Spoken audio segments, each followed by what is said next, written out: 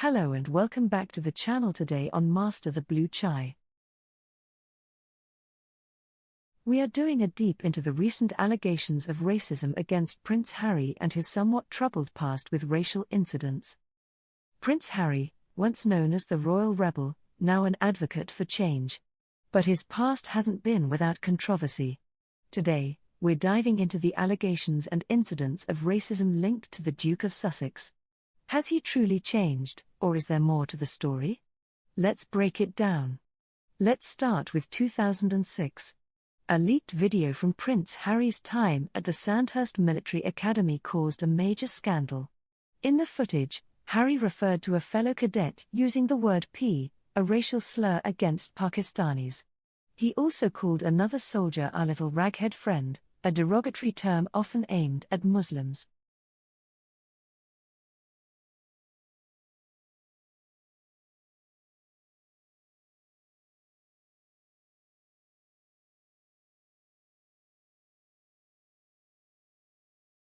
For our American friends, P is at least as bad as N-word in insulting terms, but arguably worse as no ever used except in a derogatory insulting way. When the video surfaced in 2009, Harry issued an apology, stating, "I am very sorry if any offense has been caused and that no malice was intended." But was it just youthful ignorance, or something more serious? Before the military scandal, there was another shocking moment: Harry attending a costume party dressed as a Nazi, complete with a swastika armband. The photo made global headlines, and the backlash was immediate. Harry later called it one of the biggest mistakes of my life, but the damage was done. It fueled accusations of insensitivity and raised questions about the royal family's awareness of historical atrocities. Of course, Meghan's Sussex squad blamed it on Kate and claimed the innocent, naive Harry was given the idea by her.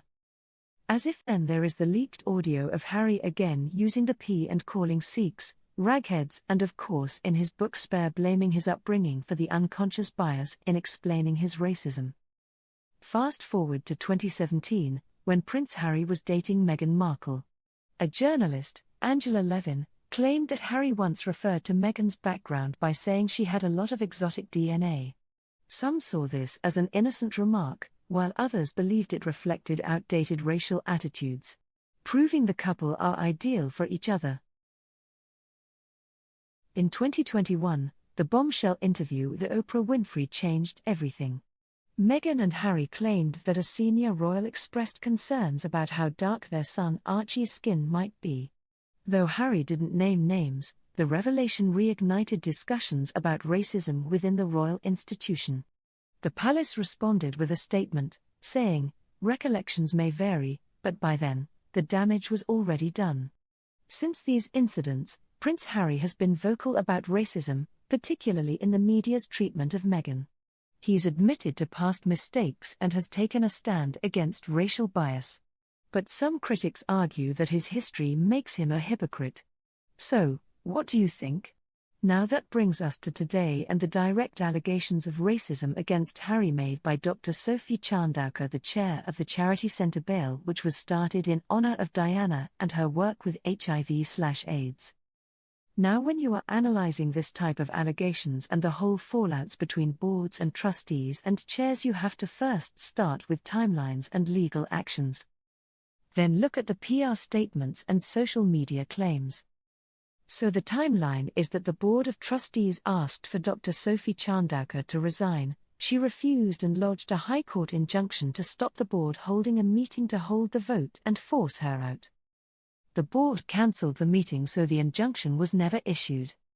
Harry and others then resigned, so they just gave up? Seems strange, and this is where you dig and find it is a lot more interesting than first appears.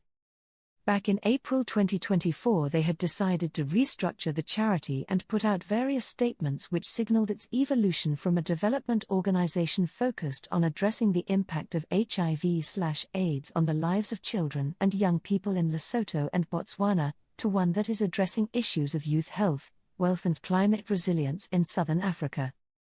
That's right, they changed from a targeted charity that is easily measured on HIV/AIDS in only 2 countries to an organization with a completely unmeasurable and untrackable woolly addressing wealth across southern Africa.